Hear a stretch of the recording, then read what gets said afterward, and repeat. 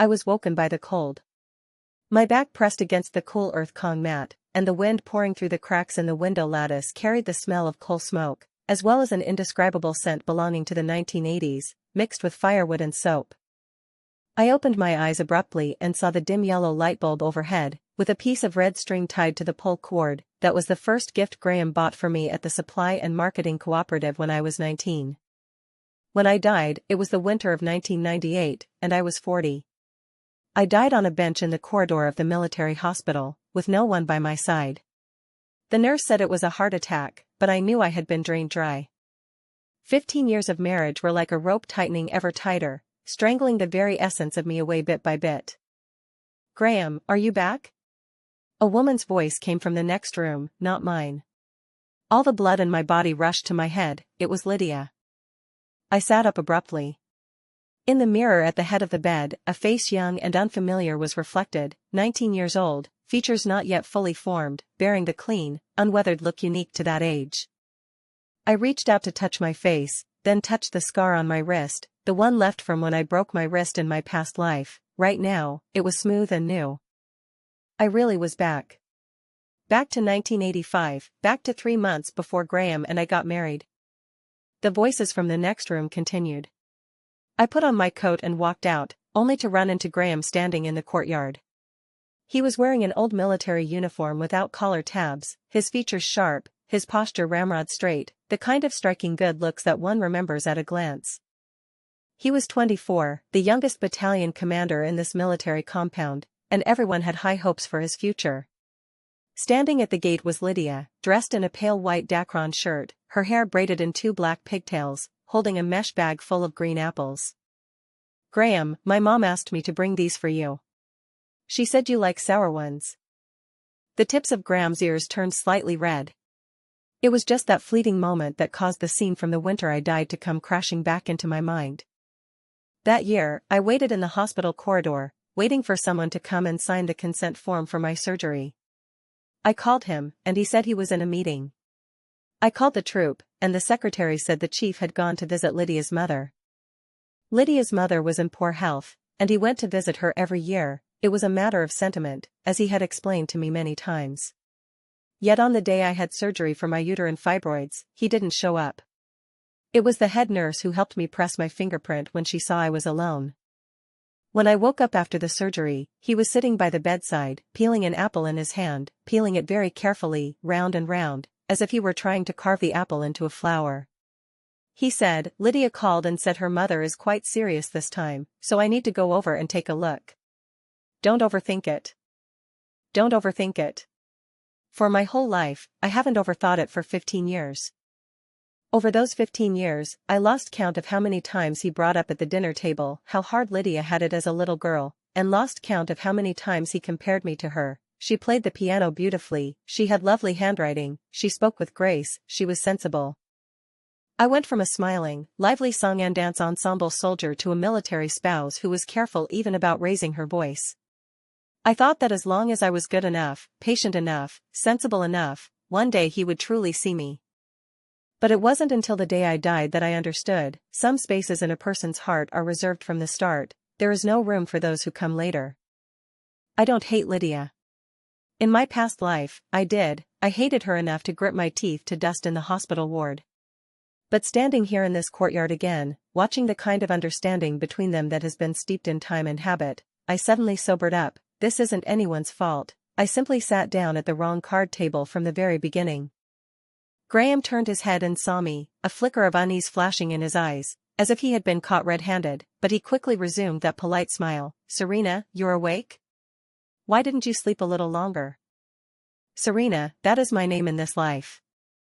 I looked at him and suddenly felt a complete sense of strangeness. I had loved this face, and I had cried over his back in countless late nights, but now, there was only a calm in my heart like a desolate wasteland. "Captain Graham." I spoke, my voice very steady, "I want to talk to you." He froze for a moment, likely not expecting me to use such a distant form of address. In the courtyard, Lydia quietly stepped aside, tactfully saying that she needed to get going. I waited until she was far away before speaking. "I want to call off our wedding." Graham's expression completely froze. Serena, what kind of nonsense are you talking about? We're getting married next month, both sets of parents have already set the date. I know. I interrupted him, but I've thought it through, and we aren't right for each other. What's wrong? He frowned. Serena, did someone say something to you? Was it Lydia just now? It has nothing to do with her. I looked into his eyes and said, word for word, Graham, it's that I don't want to get married anymore. In that moment, the expression on his face was a mix of anger, anxiety, and confusion, as if he couldn't comprehend why a woman about to marry him would voluntarily give up on a marriage that was the envy of everyone in the institute at the time. He didn't know, and he didn't need to know. Those 15 years of our past lives had already exhausted all the feelings I had for him in this lifetime. In this life, I will not repeat the same mistakes. The next 3 days were the most difficult, yet the most, 3 days of my life. The reactions of both sets of parents were to be expected. My mother cried and wailed, saying I was crazy, saying that such a good match was hard to find even with a lantern, that the Gu family had an excellent background, that Graham himself had boundless prospects, and that I was biting the hand that fed me. My father is a section chief in the military region's logistics department. He didn't scold me, he just smoked in silence, and finally said one thing, Serena, have you thought this through? Once this wedding is called off, your reputation in the future. Dad, I interrupted him, reputation is something in other people's mouths, life is what I live myself. He looked at me for a long time, sighed, and said no more. The Gu family made an even bigger scene. Graham's mother came in person, sitting in the main room of my house, wiping away tears with a handkerchief. She said I was being immature, that Graham was such a fine young man, and that in this world, what man doesn't have lingering feelings for a childhood sweetheart? Marriage is about conscience, not affection. Holding my tea, I listened quietly, then said, Auntie, you are right. Major Graham is indeed a good man. Precisely because he is a good man, I cannot delay him, nor can I delay myself. As those words left my lips, the dam that had weighed on my heart for 15 years finally loosened a little. Graham sought me out alone once more. It was beneath the old scholar tree behind the military compound courtyard, the very place where we had held hands for the first time in our past life. He stood there, as if wanting to lay out all his grievances and confusion. Serena, what exactly do you want? Is there something I haven't done well enough? Just tell me, and I'll change. You didn't do anything wrong.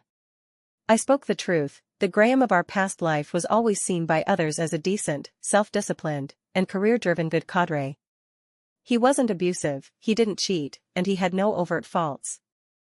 He simply left his heart, half to duty, half to old love, leaving no complete space for me.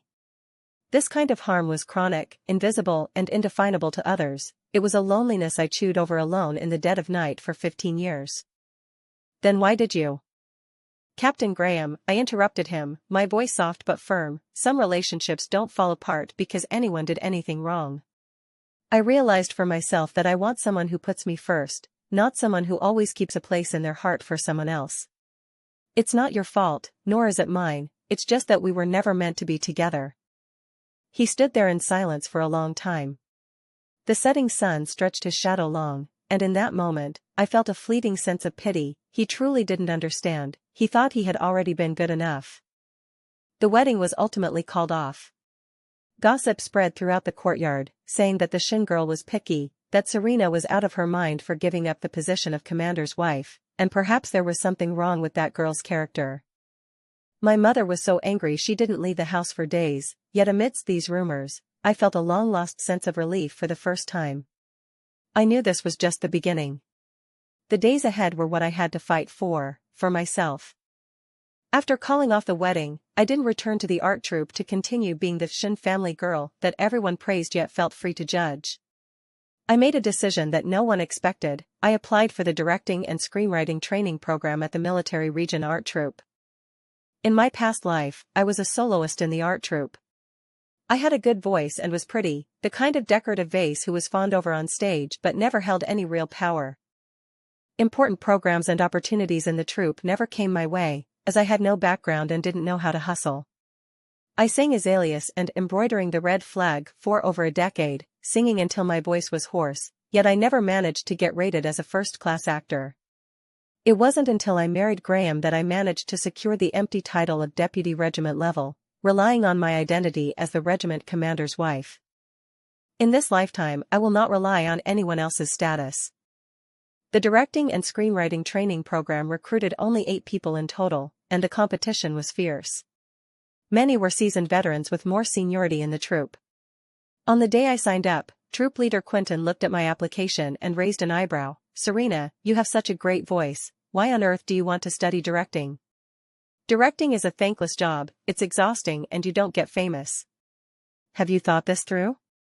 "Troop leader Quentin," I said, "I've thought it through. Voices age, people age, but if I can learn how to stage a production and how to lead a troop, that skill won't age." Quentin looked at me for a long while, then smiled. "All right, that's interesting. Then come and give it a try." Those 3 months were the most grueling period of my life. By day, I took classes on music theory, stage blocking, and how to write performance scripts. By night, I clutched borrowed old books and pored over them until the early hours. I lived for 40 years in my past life, so I had the perspective and experience, but this body is only 19 years old. My mind is sharp, and my memory is good. Plus, I genuinely wanted to learn, so I improved so quickly that even the veteran teachers instructing us were astonished. "Serena, has a light bulb gone off in that head of yours?" Tessa, who taught us staging, held a skit script I had written and read it over 3 times.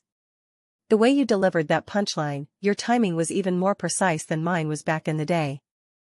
I smiled but didn't explain. In my past life, I was Graham's right hand for 15 years. I accompanied him to social engagements and figured out too many people's true intentions. Those skills of reading people and gauging the right tone turned out to be surprisingly handy when applied to writing and directing plays. On the day the training program ended, Quentin called me into his office alone. He said that the song and dance troupe of the General Political Department in Beijing was coming to the military region to select a group of young choreographers and directors. It was a rare opportunity, so he told me to prepare and give it a try. "Head of the troupe, why would you think of me for such a great opportunity?" I knew perfectly well that there were plenty of people in the troupe with more seniority and stronger connections than me. Quentin waved his hand. "I've been in this business for 30 years, I still have a good eye for people. You, young lady, are the real deal, but it's a pity you were so bent on getting married before and wasted your talent." He paused, then added, "I heard you called off the engagement with the Gu family?" My heart tightened, but I remained calm on the surface. "Yes. You made the right decision." Quentin turned serious for once. "I'm old comrades with Graham's father. That Gu kid is all right, but looking at him, he has too much on his mind. There's no room for a whole, complete woman. If you really marry into that family, you'll have a hard time ahead of you." Those words were like a beam of light piercing the heart that had been hanging in suspense all these days. It turned out I wasn't the only one who saw Graham's issues. Many clear-sighted people saw it clearly. It was just that the me of the previous life had been blinded by the empty title of regiment commander's wife and threw myself headlong into it. In the selection assessment for the General Political Department song and dance troupe, I took first place with a short play I wrote myself called Dawn. I had never written this play in my previous life. In this life, I took all the unspoken grievances, forbearance, struggles, and final awakenings from my 15 years of marriage, crushed them, and rewove them into a story of a female soldier growing amidst the fires of war. Among the judges was an elderly screenwriter from Beijing. After watching it, he held my hand and said, "Comrade, there is something real in your play, it grew from the heart, it wasn't just made up." I smiled without saying a word. Indeed, that was something I had grown over a lifetime of pain. After passing the assessment, I chose not to stay at the General Political Department in Beijing. Instead, I voluntarily applied to be transferred back to the song and dance troupe of the Beijing military region to serve as the deputy leader of the directing and choreography group. This decision surprised quite a few people, including Quentin. "Serena, Beijing is a place where so many people are fighting tooth and nail to get into, why are you going back instead?" "Regimental commander," I said, "no matter how good Beijing is, it belongs to others. The song and dance troupe of the Beijing military region is where I can carve out a world for myself." Actually, there was another reason I hadn't spoken aloud. I wanted to stay right here, watch myself stand up step by step with my own eyes, and watch the world that once trampled me underfoot get to know me all over again. Once the news got out that I had been transferred back to the directing and choreography group of the art troupe, the atmosphere in the institute quietly shifted. Those who had called me picky and crazy gradually fell silent, replaced by murmurs that were part envy, part confusion. That Shin girl really does have something to her. At first, my mother was still bitter about my broken engagement, but seeing me make my way up on my own merits, she gradually stopped saying much. Once she mumbled to me, "Serena, if you had married Graham back then, you'd be the regiment commander's wife by now. It would have been glamorous, sure, but the way you are now, it's also quite." She thought for a long while before finding the word, "quite gutsy." I laughed. Tough, these two words, the me of my past life was never worthy of them. During that time, Graham and Lydia's engagement was also settled. Everyone in the courtyard said that the Gu family had found a more suitable daughter-in-law. Although Lydia came from an ordinary background, she had grown up under their watchful eyes, her background was well known, and she was sensible and filial. The wedding was a grand affair. I didn't go, but I heard that Graham drank too much at the wedding and sat alone in the corner for a long time. I felt no ripple in my heart. On the day we married in my past life, he also sat alone in a corner. Back then I thought he was nervous. Now, looking back, there was probably always something in his heart that he never truly managed to cross. I just didn't expect that the peaceful days wouldn't last long before trouble came knocking.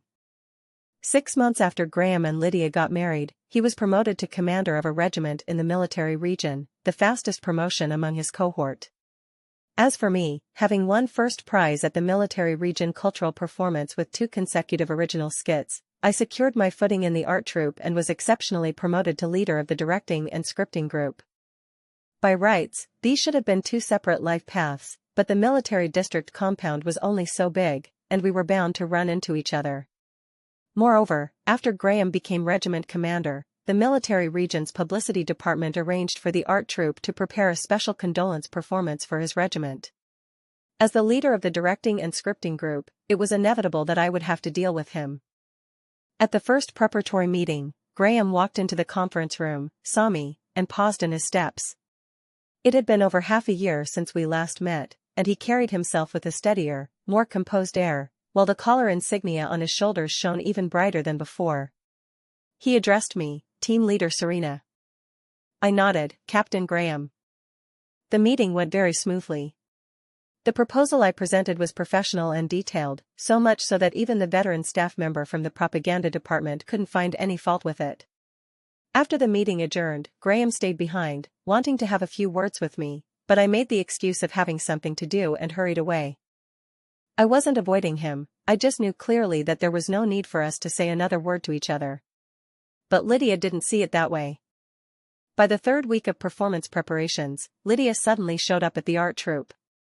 Her excuse was to bring Graham a change of clothes, but she waylaid me at the entrance to the rehearsal hall.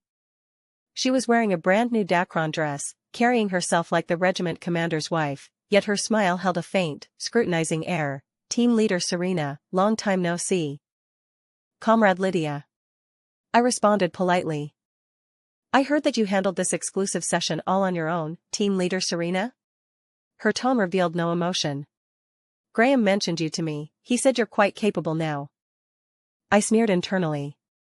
In my past life, she probably spoke with this same tone when mentioning me, praise laced with an imperious condescension, as if I were a minor achievement of a longtime friend, worthy of her condescending evaluation. "You flatter me, Captain Graham," I replied indifferently, turning to leave. Yet she spoke again, "Team Leader Serena, I know you and Graham used to be engaged, and I've always felt bad about it. How about this, I'll ask someone to speak with the publicity department and let you have the lead creative role for this performance. Consider it a small gesture of goodwill on my part." Her words sounded gracious, but upon closer inspection, they were full of traps. She was trying to establish a public image of being generous and considerate, while simultaneously putting me in the spotlight, ensuring everyone in the military region knew that the captain's wife had voluntarily looked after me, his former fiancée. From now on, if there were even the slightest mishap in a performance, people would say that Lydia backed the wrong person or that Serena is not worthy of her position. I knew exactly what she was up to, but on the surface, I smiled calmly. "Thank you for your kindness, Comrade Lydia," but the division of labor for this performance was arranged uniformly by the publicity department. As a mere team leader, I don't have the authority to make that decision. However, I appreciate the sentiment, Comrade Lydia. I didn't take the bait. A trace of awkwardness flashed across Lydia's face, but she quickly regained her composed smile, exchanged a few pleasantries, and left. Watching her retreating figure, I suddenly recalled memories of my past life. The Lydia of that time had never approached me so directly, she rarely even spoke to me in front of others. Yet, every time Graham neglected me or was absent during important moments in my life because of her, she always acted so innocent, as if it were only natural. She was never the kind of villain who bared her fangs and claws. Her terror lay in the fact that she always stood on the moral high ground, turning every fault into Serena being petty and intolerant. In this life, I will not allow myself to be placed in the position of the accused again. A week before the special performance, an accident occurred. The sheet music and some costumes and props for the grand finale I had meticulously arranged, an original song and dance drama titled New Tunes of the Barracks reflecting military life, vanished overnight. The rehearsal hall was in chaos, and the young actors in the troupe were crying in anxiety. Quentin, looking grim, called me into his office. "Serena, what are we going to do? The performance is next week. The sheet music is the only copy handwritten by you, and the props were specially custom-made. If we can't replace them, our troupe will be completely humiliated this time." Suppressing my inner anger, my mind raced. This couldn't be an accident. The rehearsal hall is usually guarded by dedicated personnel, and the sheet music and props were locked in the storage room. There wouldn't be many people who could get in and knew the value of these items. I didn't make a scene, but instead quietly found Lawrence, who was responsible for guarding the rehearsal hall. Lawrence was an honest man. He hemmed and hawed for a long time before saying, "Serena, that afternoon, a lady came looking for you. She said she was the regiment commander's wife. I thought she looked familiar, so I let her in to wait for you. She said she would leave in a while." My heart gave a jolt. Lydia. But I had no evidence. A description of merely looking familiar wouldn't hold water within the system. If I were to recklessly accuse the regiment commander's wife of theft, not only would I fail to prove it, but I would also be labeled as repaying kindness with malice and framing the family of a superior. I knew all too well the destructive power of the rumors in the institute in my past life. That night, I didn't sleep. I leaned over the desk again and transcribed the entire score of Military Camp New Song from memory, note by note. This body was young and possessed an amazing memory. Moreover, I had written this script myself, stroke by stroke. Although it was arduous, I truly managed to complete the main vocal segments before dawn. As for the costumes and props, I made phone calls overnight to several of the soldiers' wives in the troupe who were skilled with their hands. They worked through the night, and we barely managed to scrape together most of what we needed. The performance went ahead as scheduled. Though it was rushed, thanks to our overnight, the final presentation was still brilliant. Thunderous applause erupted from the audience, and even the military region's commanding officer came onto the stage specifically to commend the art troupe for this special performance, singling me out for praise as a young and promising head of the directing group. Graham was in the audience as well. After the show, he came backstage and, rarely for him, said to me, "Serena, today's performance was truly wonderful." I didn't respond, merely offering a faint word of thanks. But this accident did not end there. Instead, it was only the beginning. Less than half a month after the performance ended, an anonymous letter was quietly delivered to the military region's political department. The letter stated that Serena, the head of the art troupe's choreography and directing group, had used her position to embezzle the troupe's performance funds for personal gain. It also claimed that she had improper relations with several male actors in the troupe and led a promiscuous private life, making her unfit for a leadership position. This letter was like a thunderclap exploding through the military compound. The speed at which rumors spread is always 10 times faster than the truth. In just a few days, rumors that Serena embezzled funds and Serena has improper conduct spread throughout the compound. The embellished versions grew increasingly outrageous, with some even claiming I got my team leader position by sleeping my way to the top. I will never forget those days, walking through the compound, met by those strange, prying, and schadenfreude-filled gazes. Some people deliberately lowered their voices to discuss right in front of me, yet spoke loudly enough for me to hear. Some who used to be polite to me now took a detour when they saw me. Even a few sisters in the troop whom I had gotten along with well began to distance themselves from me, intentionally or otherwise. The political department quickly intervened in the investigation. For the first time, I truly felt the agony of being roasted over a fire and lynchied by public opinion from my past life. It turns out it hurts this much. In my past life, I had never experienced such a large-scale frame-up, yet I knew better than anyone that this suffocation of being placed on a moral judgment platform, unable to defend oneself despite 100 mouths, was essentially the same as that repression from back then in the marriage, being silently drained and invisibly compared. It was all a hopeless situation where, no matter how you explain it, you are wrong. The difference is that in my past life, I only knew how to cry, how to endure, and how to wait for someone who would never come to back me up. In this life, I told myself, I must rely on myself to survive. During the investigation, I was suspended from my duties and confined to an office to assist with interviews. The political department's investigator, a man in his 40s named Wang, had a stern expression. He opened with, "Comrade Serena, you must confess honestly. The information the organization has may not be the same as what comes out of your mouth. I know, someone is pulling strings behind the scenes. An investigation of this magnitude, moving so fast and striking so hard, could never have been triggered by an ordinary anonymous letter. There is definitely someone fueling the flames." I suppressed the fear in my heart and tried my best to keep my voice sounding calm. "Warren, the accounts for the funds can be reconciled by the regiment's accountant and cashier. I haven't misappropriated a single cent, every expense has a receipt. As for my private life, I dare to vouch on my party membership that there is absolutely no truth to it." That's all well and good, but words without proof are empty. Warren adjusted his glasses. "Serena, you must understand that the organization is conducting this investigation out of a sense of responsibility towards its cadres. If you have a clear conscience, just cooperate with the investigation, don't have any resistant attitude." I knew perfectly well that if this investigation wasn't cleared up quickly, even if I were eventually proven innocent, my reputation in the military region would be completely ruined. As the saying goes, 3 men make a tiger, and public opinion is to be feared. In my past life, how many innocent people were driven to a dead end by just this kind of baseless yet widespread rumor? I must find real evidence. For those few days, I hardly slept a wink. I went over it in my mind again and again. The funding issues mentioned in this anonymous letter were detailed in a way that didn't seem like something an outsider could fabricate. It precisely listed the specific amounts and purposes of several performance expenses. As for these figures, aside from myself and the troop's accountant, only a handful of people involved in reimbursement knew them. I thought of one person, the troop's newly arrived cashier, Leo. Leo was transferred here just 3 months ago. His home is in a small town near the military compound, and his family is not well off. When he came, it was through a connection introduced by a distant relative of Lydia's natal family.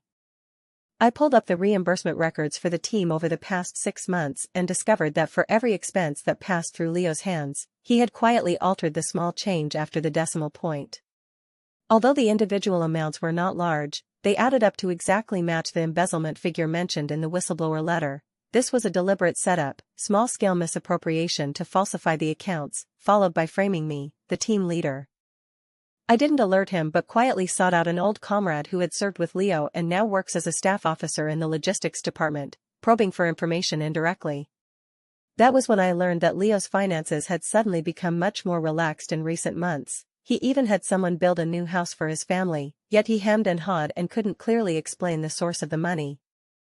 The chain of evidence was gradually becoming clear, but the hardest link was proving that the mastermind behind all this was connected to Lydia. Relying solely on the fact that Leo was introduced by a relative from Lydia's family was far from sufficient to close the case. Lydia could easily claim she knew nothing about it.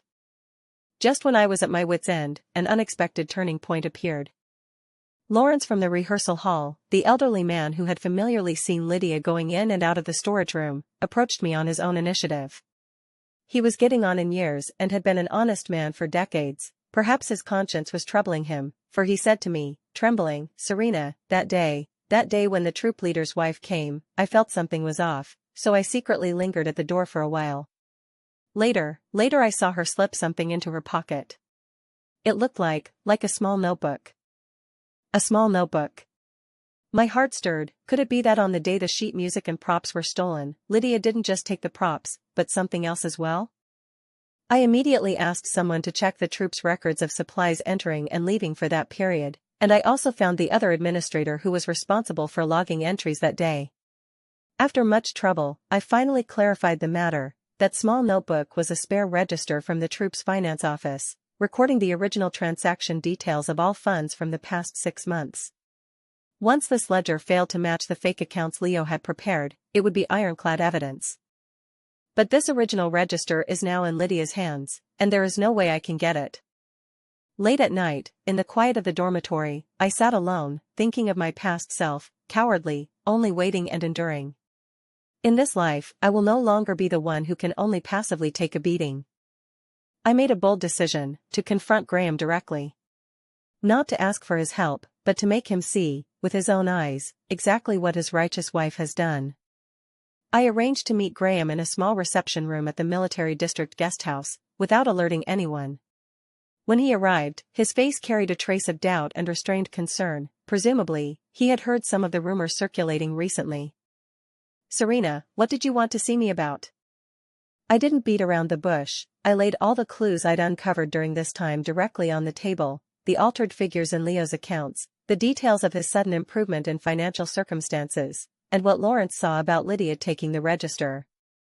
Graham's expression changed bit by bit. He picked up the reconciliation statement I'd compiled, his hand trembling slightly. This is impossible. Lydia wouldn't do something like this. "Captain Graham," I looked him in the eye, "I know you don't want to believe it. But I'm not here to ask you to believe me. I'm here to tell you that in 3 days, the organization will reach a final conclusion on this matter. If I am innocent, then whoever is behind this must pay the price." He remained silent for a long time, then suddenly looked up and asked me, "Why don't you hate?" I paused for a moment. "You have every right to hate." His voice was a little hoarse. "When we broke off our engagement, you said it wasn't anyone's fault. But now, if Lydia really did something like this, almost ruining your future and reputation, why are you still so calm?" I looked at him, suddenly finding it a bit funny, yet also a bit tragic. In my past life, I lived by his side for 15 years, and he never once looked at me so earnestly or asked about my feelings. And now, when I no longer need him at all, he seems to be suddenly trying to understand me. "Captain Graham," I said calmly, "it's not that I don't hate. But hate won't solve any problem, only the truth can. I only have this one life, and I don't want to waste it on hate. I want to live in the truth and in the things I've earned for myself." He remained silent for a long time, finally saying only one thing: "I will get to the bottom of this, no matter what the outcome." 3 days later, the truth came to light. Graham personally led a team to find the missing original fund ledger in a hidden compartment of Lydia's vanity case. When the accounts were cross-referenced, the figures in the fake books forged by Leo did not match the actual cash flow at all. The specific individuals involved and the timing of several instances of misappropriation were crystal clear. Even Lawrence, under questioning by the political department, truthfully recounted everything he had witnessed. On the day the truth was fully revealed, the military compound was in an uproar. It turned out that the so-called Serena's embezzlement, bribery, and improper conduct was entirely orchestrated by Lydia. She had first instructed Leo, a distant relative from her maiden family, to cook the books and forge evidence, and then filed an anonymous report, intending to use the organization's hand to nail me to the pillar of shame once and for all. As for the motive, I only found out later that after that special performance, the military commander publicly praised me by name. Graham happened to be at home and casually mentioned his admiration for my growth over the years, and that bit of unwillingness and jealousy Lydia had hidden since her girlhood was thoroughly ignited. She wasn't inherently malicious, she simply grew up living under the expectation of being the future daughter-in-law of the Gu family, accustomed to being favored and protected by Graham and everyone around her, and accustomed to getting everything she wanted, step by step. Yet I, the former fiancé she had so easily replaced, was living a life more dazzling and respected than hers after her marriage was already settled. To her, this was an imbalance she could not accept.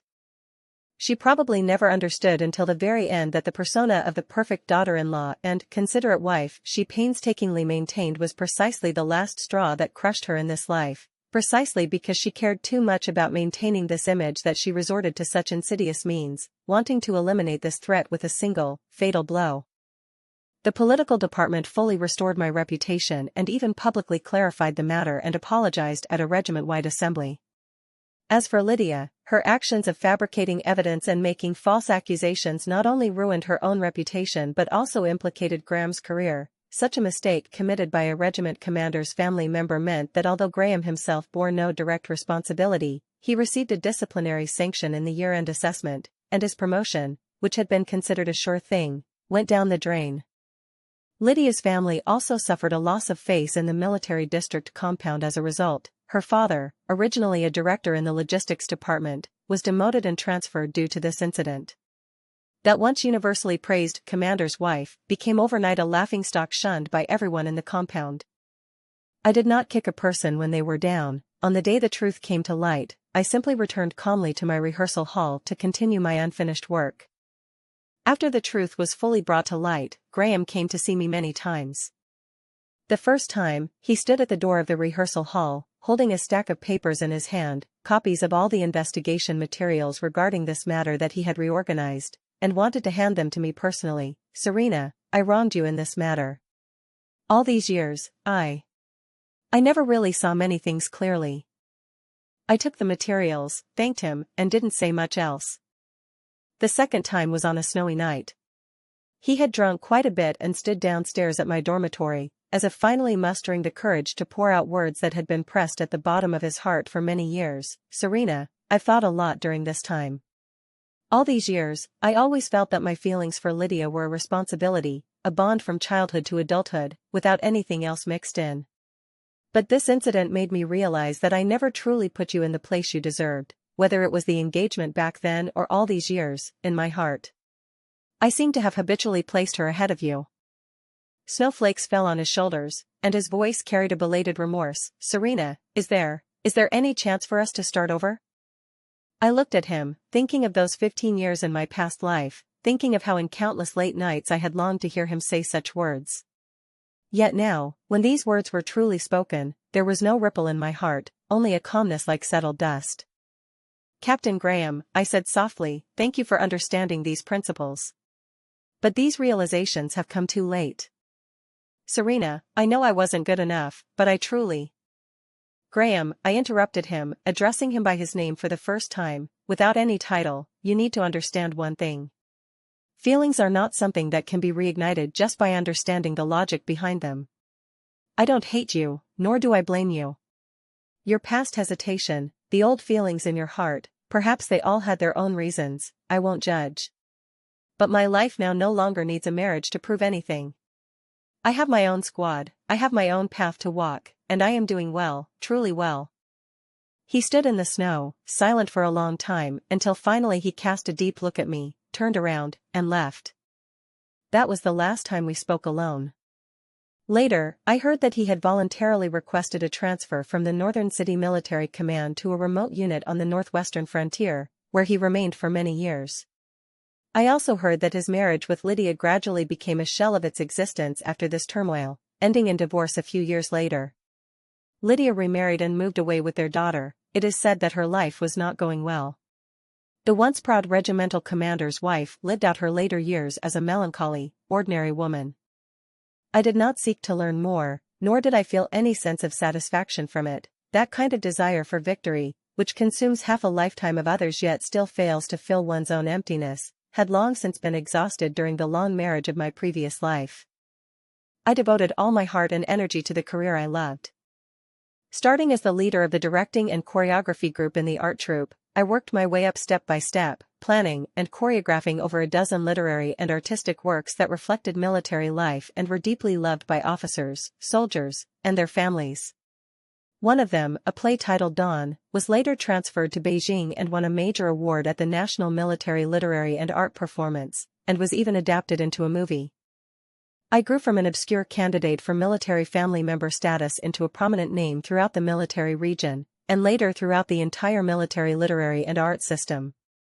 In the early 1990s, during the reform of the military literary and art system, I seized the opportunity, voluntarily applied for transfer to civilian work, and founded my own cultural communication studio, specializing in producing film and television scripts and stage works that reflected military life and the changes of the times. The first few years of starting my business were tough. I couldn't secure investment, couldn't find the right actors, and my scripts were rejected and revised over and over.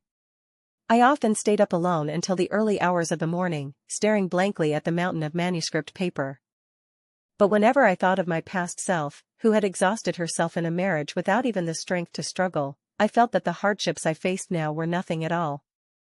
The studio gradually gained a reputation, and my name became associated with the screenwriters and lead directors of those major period dramas. When reporters interviewed me and asked why I chose this path, I would always answer with a smile, because I once almost lost myself in life. Later, I realized that a woman can love someone and toil for a family in this lifetime, but she must never live as someone's accessory. Living a wonderful life yourself is more important than anything else. The winter of 1998 was the same year as that winter when I died in a hospital corridor in my past life. On this day of this life, I stood at the premiere of my new play in my studio. The auditorium was filled with peers from the industry and reporters, and the spotlight shone upon me, warm and bright. Dressed in a well-tailored dark blue suit, at 40 years old, my brow and eyes carried the composure and radiance settled by time. I was no longer that young woman who had walked on eggshells in her marriage, terrified of saying a single wrong word. After the premiere, an old acquaintance I hadn't seen in years managed to find her way to the backstage. She was a former neighbor from the military compound in the northern city back in the day. She told me that a few years ago, while on a business trip in the Northwest, she had chanced upon news of Graham's current situation. He had stayed at the border troops all along, never remarrying. A few years ago, he had retired early due to illness, and now he lives a reclusive life alone. As for Lydia, I heard she has been in poor health all these years, relying on her daughter for support. Her once high spirits have long been worn away by the years, with barely a trace left. After hearing this, I felt no ripple in my heart, but simply said calmly, "The days ahead are still long, let us each find our own peace." That night, I drove home alone, passing the former site of the Northern City Military District compound. Those old houses had long been demolished to make way for new residential buildings, yet the old scholar tree at the entrance had somehow been preserved, still standing there lush and leafy. I parked the car beneath the tree, rolled down the window, and gazed at that old scholar tree that had witnessed all the joys and sorrows of my past and present lives. Suddenly, I recalled the morning of my rebirth at 19, and the complex mix of fear and determination I felt when I stood in the courtyard and said to Graham for the first time, "I want to call off our wedding."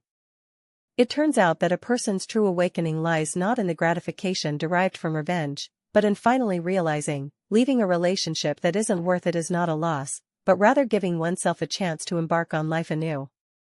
The wind blew through the branches and leaves of the old locust tree, making a rustling sound, like a long, lingering song.